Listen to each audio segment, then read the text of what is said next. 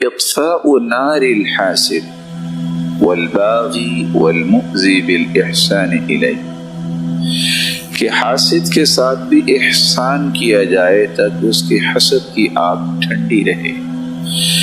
جتنا اس کے ساتھ اس طرح کا پہلو ہوگا اس کی آگ کی چنگاریاں دور تک نہیں آئیں گی۔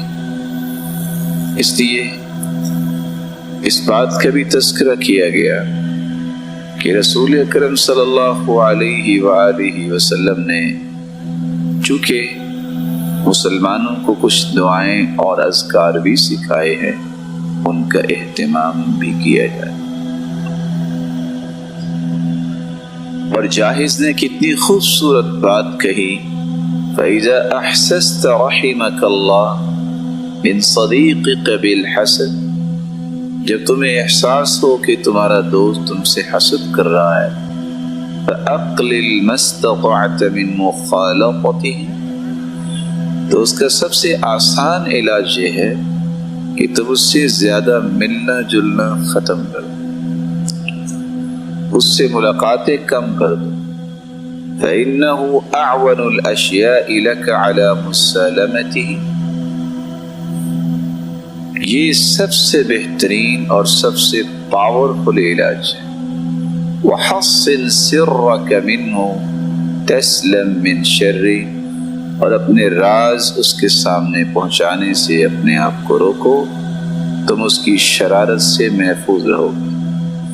وَعَوَائِقِ ضَرِّهِ، اور اسی طرح ایسی باتیں جس سے وہ آپ کو نقصان پہنچا سکتا ہے اس سے بھی اپنے آپ کو محفوظ کرتے۔ وَإِيَّاكَ وَالرَّغْبَةَ فِي مُشَاوَرَتِهِ، کبھی بھی اس سے مشورہ کرنے کی ضرورت تمہیں محسوس نہیں ہونی چاہیے۔ وَلَا يَغُرَّنَّكَ خَدْعُ عَقْلِهِ وَبَيَانُ ذَلْقِهِ، اس کی آنسوؤں کا اعتبار بھی نہ کرنا۔ وَلَا يَغُرَّنَّكَ خَدْعُ مُقْلِهِ وَبَيَانُ ذَلْقِهِ، اور اس کی تیز زبان سے نکلے ہوئے تمہاری تعریف میں بھی کلمات ہوں، اس کی پرواہ نہ کرنا۔ فَإِنَّ ذَلِكَ مِنْ حَبَائِلِ نِفَاقِهِ، یہ اس کی نفاق کی وہ رسیاں ہیں جس کے ذریعے وہ شکار کرے۔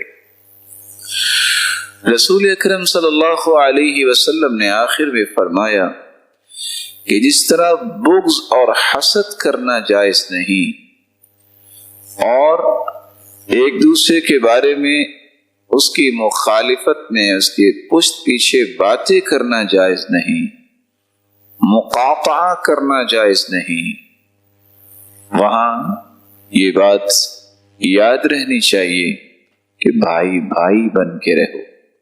خوبصورت معاشرہ بنتا ہی ایسے ہے جس میں بغض نہ ہو، جس میں حسد نہ ہو، اور جس کے اندر لڑائی اور فساد نہ ہو، اور ایک دوسرے کے پیچھے ایک دوسرے کی برائیاں بیان نہ کی جائے۔